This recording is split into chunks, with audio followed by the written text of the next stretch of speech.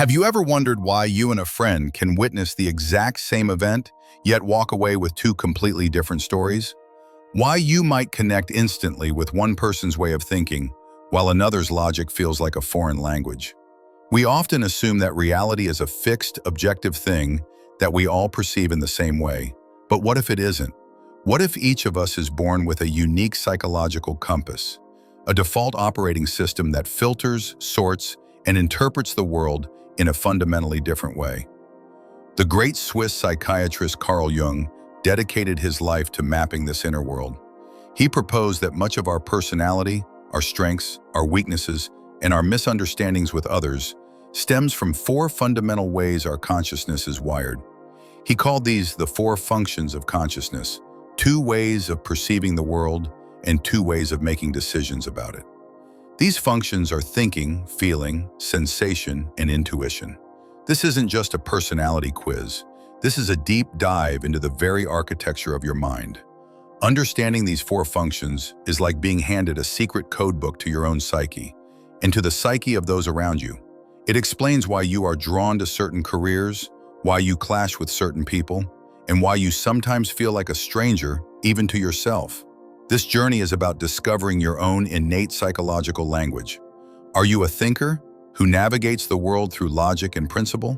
A feeler who decides based on values and harmony? A sensor who trusts the concrete reality of the here and now?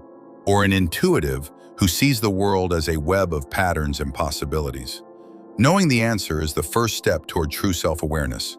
It is the beginning of a journey not to change who you are, but to become more fully and consciously yourself. Let us begin with the two ways we perceive the world, the two primary channels through which information flows into our consciousness. The first of these is sensation. Imagine your mind as a high-definition camera, capturing the world exactly as it is, in all its vivid, concrete detail. This is the world of the sensor.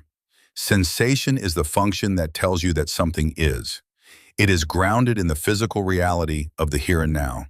It trusts what can be seen, heard, touched, tasted, and smelled. For the person who prefers sensation, reality is what is tangible and present. They are masters of the concrete. When they walk into a room, they notice the color of the walls, the texture of the carpet, the specific scent in the air. They are practical, realistic, and down to earth. They trust experience over theory. They want the facts, the data, the step-by-step instructions. They excel in fields that require a keen eye for detail and a steady hand on the present moment. Chefs, surgeons, engineers, artisans, athletes.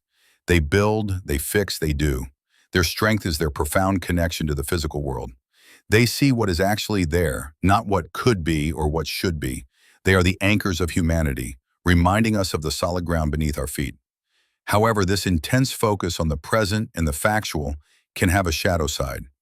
The sensor can sometimes be so focused on the trees that they miss the forest.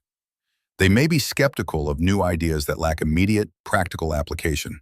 They might distrust hunches or abstract theories, dismissing them as unrealistic or fluffy. Their challenge is to learn that not all of reality can be measured or touched, and that sometimes the most important information is not in the details, but in the spaces between them. They are the keepers of what is real, but the journey to wholeness asks them to also make room for what is possible. Now that we have explored the two ways we perceive information, through the concrete reality of sensation or the abstract possibilities of intuition, we turn to the two ways we make decisions based on that information. These are the judging functions. The first of these is thinking. Thinking is the function that seeks to understand the world through impersonal, objective analysis. It operates on the principles of logic, cause and effect, and universal truths. The thinking function asks, is this logical? Is this true or false? What are the principles at play here? For the person who prefers thinking, the best decision is the one that is the most rational and consistent, regardless of how it makes people feel. They approach life from a detached, analytical standpoint. They are masters of systems, principles, and order. When faced with a problem, they will systematically break it down, analyze the components, and arrive at a logical conclusion. They value truth over tact and justice over mercy. They are the scientists, the engineers, the judges, the strategists. They build the frameworks of law, science, and philosophy that structure our world. Their goal is to find the objective truth, to create systems that are fair and consistent for everyone. Their strength is their clarity of thought and their commitment to principle. However, this dedication to objective logic has its own shadow. In their pursuit of truth, the thinker can sometimes neglect the human element. They can appear cold, critical, or uncaring because they prioritize being correct over being kind. They may struggle to understand the illogical world of human emotions, dismissing feelings as irrelevant data that gets in the way of a clean decision. Their great challenge on the path to wholeness is to recognize that the human heart has its own logic, and that true wisdom requires not just an understanding of principles, but also an understanding of people. They must learn that sometimes the most correct decision is not the most effective one if it fails to account for the human values at its core. Thoughtful. If thinking makes decisions based on the cold, hard light of objective logic, its polar opposite, feeling, makes decisions based on the warm, personal light of subjective values. Important. It is crucial to understand that in the Jungian sense, feeling is not the same as emotion.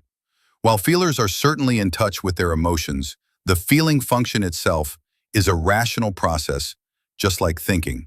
It is a way of evaluating and making judgments.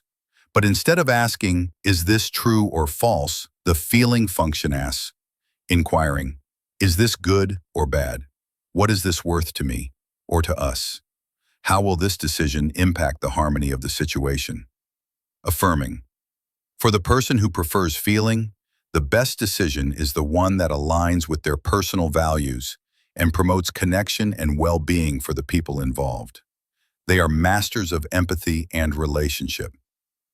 Proudly, they are naturally attuned to the emotional atmosphere of a room and the needs of others. They value harmony, compassion, and tact. Admiringly, they are the counselors, the teachers, the artists, the diplomats. They build the networks of community and culture that give our lives meaning and connection. Their goal is not to find an abstract, universal truth, but to make choices that feel right and create positive outcomes for the people they care about. Their strength is their profound understanding of the human heart. Serious. But this focus on harmony and personal values has its shadow. Regretfully, in their desire to please others and avoid conflict, the feeler can sometimes sacrifice their own needs or avoid telling a difficult but necessary truth. Explaining. They can be seen as illogical or overly emotional by thinking types. Sympathetically, they may struggle to make tough decisions that will inevitably upset someone, even if it is the most logical course of action. Emphatically, their great challenge on the path to wholeness is to develop their own inner principles, to learn to stand for a truth, even when it creates disharmony. Firmly, they must learn that true compassion sometimes requires making a difficult, objective choice for the greater good, even if it hurts feelings in the short term. Now that we have met the four functions, the two ways of perceiving, sensation and intuition, and the two ways of deciding, thinking and feeling, we come to a crucial part of Jung's model. While we all possess all four of these functions, they are not all created equal within our psyche. Each of us has a natural preference for one function, which becomes the most developed, the most trusted, and the most conscious. Jung called this the dominant function. Think of your psyche as a ship. The dominant function is the captain. It is the one in charge, the one steering your life, the one you rely on most naturally and skillfully. It is the lens through which you primarily view the world and the tool you use most comfortably to navigate it. For a person with dominant thinking, their first instinct in any situation is to analyze, categorize, and apply logic. For someone with dominant feeling, their first instinct is to assess the values and emotional impact. For a dominant sensor, it is to ground themselves in the concrete facts. And for a dominant intuitive, it is to search for the underlying pattern or future possibility. Your dominant function is the source of your greatest strengths. It is where you feel most competent, most in the zone. It shapes your interests, your career choices, and your fundamental personality. A dominant sensor might be a brilliant craftsman, while a dominant intuitive might be a visionary entrepreneur. This is why attempts to be someone you are not are so exhausting. You are essentially asking a different crew member to steer the ship, one who is less experienced and less confident than the captain. However, relying solely on the captain can be dangerous. A ship needs a full crew.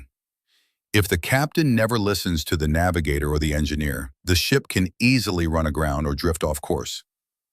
This is why understanding your dominant function is only the first step. The true journey of individuation, of becoming whole, is about learning to honor and develop the other, less conscious functions that also reside within you. It is about learning to listen to the entire crew of your psyche, not just the captain's loud and confident voice. If the dominant function is the captain of our psychic ship, the hero of our inner story, then every hero must have an Achilles heel. In Jung's model, this is the inferior function. The inferior function is the polar opposite of your dominant function. It is the least developed, most unconscious, and most primitive part of your personality. If your dominant function is thinking, your inferior is feeling. If your dominant is sensation, your inferior is intuition, and so on. The inferior function is where we are most clumsy, most sensitive, and most childlike. It is the part of us that we keep hidden, not just from others, but often from ourselves. It is deeply connected to our shadow. Under normal circumstances, we keep the inferior function locked away, but under stress, fatigue, or the influence of alcohol, the prisoner escapes. This is when we act out of character. A typically logical and detached thinker might suddenly have a tearful, sentimental outburst, expressing their feelings in an awkward and exaggerated way. A practical, down-to-earth sensor might suddenly become gripped by a paranoid, negative intuition, seeing conspiracies and disastrous possibilities everywhere. An intuitive, lost in their visions, might make a catastrophic mistake with a simple, real-world detail. A compassionate feeler might suddenly spout a cold, harsh, and overly simplistic judgment. These are the moments when our inferior function erupts, and it is often embarrassing and destructive. We also tend to project our inferior function onto others. A dominant thinker who is unconscious of their own feeling function might be intensely irritated by people they see as overly emotional. A dominant intuitive might have no patience for people they see as boring or stuck on details. We despise in others the very part of ourselves we have failed to develop. But the inferior function is not our enemy. It is the doorway to wholeness. Jung believed it was the bridge to the deepest parts of the unconscious. Engaging with it is difficult and humbling, but it is the key to becoming a balanced and complete individual. It is the work of learning to honor the part of you that is the most vulnerable, the most undeveloped. It is the path to integrating your own shadow and becoming more than just your strengths. While the drama of our psyche often plays out between the heroic, dominant function and the troublesome inferior function, there are two other crucial members of the crew, the auxiliary function and the tertiary function. These are the second and third most preferred functions, and they play a vital role in creating balance and maturity. The auxiliary function is like the ship's first mate. It is the most important support for the dominant function. The captain, its purpose is to provide balance.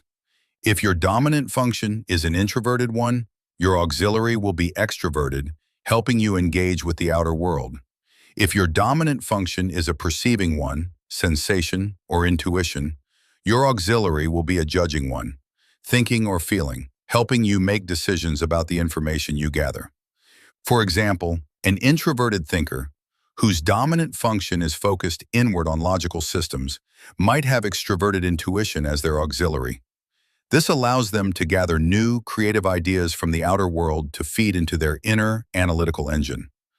Without this auxiliary, the thinker could become trapped in a rigid, sterile world of their own logic, disconnected from new possibilities. A healthy, well-developed auxiliary function is the hallmark of a mature personality. It prevents the dominant function from becoming too one-sided and tyrannical. It is the bridge between our inner and outer worlds, and between how we perceive and how we decide. The tertiary function is the opposite of the auxiliary. It is less developed and more unconscious, but not as primitive as the inferior. It often emerges later in life and can be a source of play, relief, and creativity. For our introverted thinker, the tertiary function would be sensation. They might find relief from their abstract world by taking up a hands-on hobby like woodworking or gardening. It is not their strength, but it provides a necessary connection to the simple, tangible realities of life. Understanding this full four-function stack shows us that our personality is not a simple label, but a dynamic system. The journey of growth is about strengthening the partnership between the captain and the first mate, and learning to appreciate the contributions of the entire crew. So, we have explored the four functions, the dominant captain, and the rest of the psychic crew. What then is the ultimate purpose of this knowledge? Is it simply to put ourselves and others into neat little boxes? To say, I am a thinker and you are a feeler, and that is why we will never understand each other? For Jung, the answer was a definitive no. The goal of understanding your psychological type was the exact opposite. It was the starting point for individuation, the lifelong alchemical process of becoming a whole, integrated, and complete human being. Individuation is not about becoming perfect. It is about becoming complete. And completeness requires us to move beyond our natural preferences and learn to access all four functions of our consciousness. The journey of the first half of life is typically about developing and mastering our dominant and auxiliary functions.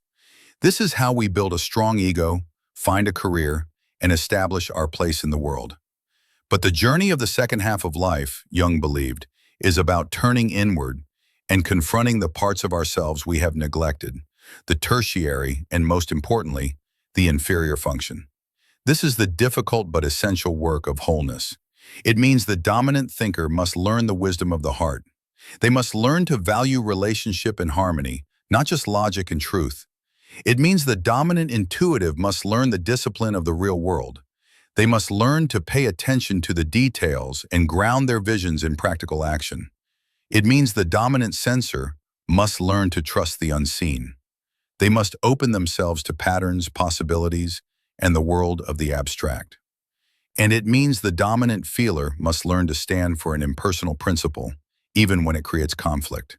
This is not about abandoning your strengths. The captain remains the captain.